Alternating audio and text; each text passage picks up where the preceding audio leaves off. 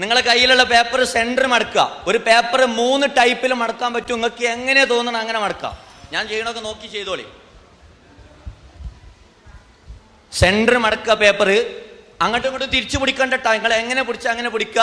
എല്ലാവരും പെട്ടെന്ന് ചെയ്യുക. ഈ സെന്റർ മടക്കിയ പേപ്പറിന്റെ വലത്തേ സൈഡിൽ മേൽഭാഗത്തുനിന്ന്, വലത്തേ സൈഡിൽ മുകൾ ഭാഗത്തുനിന്ന് ഒരു കഷ്ണം കീറി ഒഴിവാക്കുക. ഒരു കഷ്ണം കീറി ഒഴിവാക്കുക. അത് കളഞ്ഞോളിട്ടോ. അത് കീറി കഴിഞ്ഞാൽ വലത്തേ സൈഡിൽ മുകൾ ഭാഗത്തുനിന്ന് ഒരു കഷ്ണം കീറുക. പേപ്പർ മടക്കി കിടിക്കോളി. കീറി കഴിഞ്ഞാൽ പേപ്പർ വീണ്ടും സെന്റർ മടക്കുക. വീണ്ടും സെന്റർ മടക്കുക. ഈ സൈഡിൽ സ്റ്റേജിലും ആൾക്കാരുണ്ടായതുകൊണ്ട് കീറി കഴിഞ്ഞാൽ വീണ്ടും സെന്റർ മടക്കുക. ദെൻ പേപ്പറിന്റെ വലത്തേ സൈഡിൽ താഴ്ഭാഗത്തുനിന്ന് ഒരു കഷ്ണം കീറുക. താഴ്ഭാഗത്തുനിന്ന് ഒരു കഷ്ണം കീറി ഒഴിവാക്കുക. മൈക്കോടെ കുറച്ച് ഓക്കെ. ഇത് കീറി കഴിഞ്ഞാൽ പേപ്പർ വീണ്ടും സെന്റർ മടക്കുക. വീണ്ടും സെന്റർ മടക്കുക. ഇപ്പൊ നമ്മൾ 2 പ്രാവശ്യം കീറിയത് വലത്തേ സൈഡാണ്. ഇനി ഇടത്തേ സൈഡിൽ മുകൾ ഭാഗത്തുനിന്ന് ഒരു കഷ്ണം കീറുക. ഇടത്തേ സൈഡ് മുകൾ ഭാഗത്തുനിന്ന് കഷ്ണം. അത് ശ്രദ്ധിച്ച് കീറിക്കോളി. അത് കഴിഞ്ഞാൽ പേപ്പർ വീണ്ടും സെന്റർ മടക്കുക.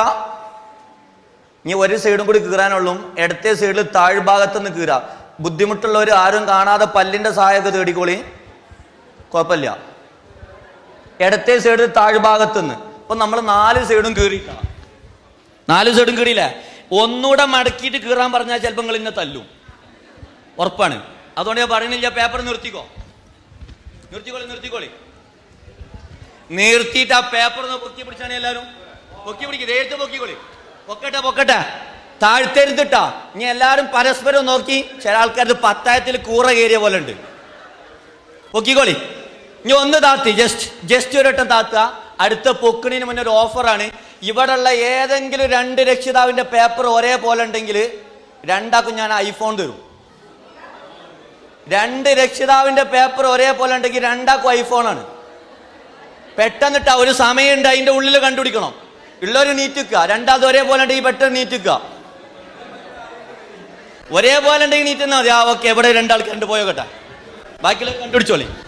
ഒരേപോലെ നിർത്തി പിടിച്ചാൽ ഒരേപോലെ അല്ല. നിങ്ങൾ ഇതിന്റെ സെന്ററിൽ കട്ടുണ്ട്, ഇവിടെ കട്ടില്ല. ഇരിക്കി ഉണ്ടാ. ഹലോ, മതി, സമയം കഴിഞ്ഞ്. ഇനി ഒരു കാര്യം ഞാൻ പറയട്ടെ.